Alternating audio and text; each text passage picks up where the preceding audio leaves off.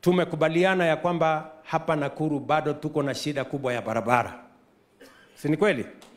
So mwaka huu kupitia budget wabunge hawa wamenisaidia, tumewapatia shilingi bilioni 2.6, 2.6 billion ya Nakuru County ya barabara. Tuko na barabara zingine mpya tumeanzisha karibu kilomita 200 hapa Nakuru. Ya? Kesho nilikuwa jana kule Kuresoi North.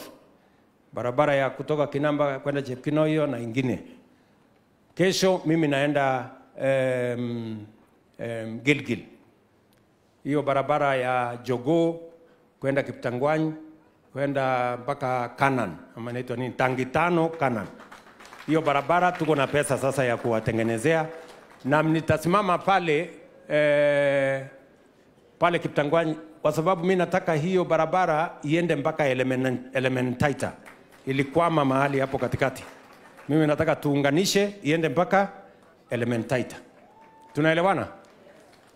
Vile vile mimi naenda barabara ile tulikubaliana na watu pale Kasarani.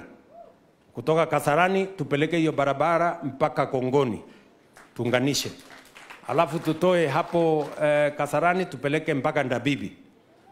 Alafu tutoe pale pia Kongoni tupeleke mpaka pale kwa GSU, tukiteremuka tukitafuta Center 1 huko mbele.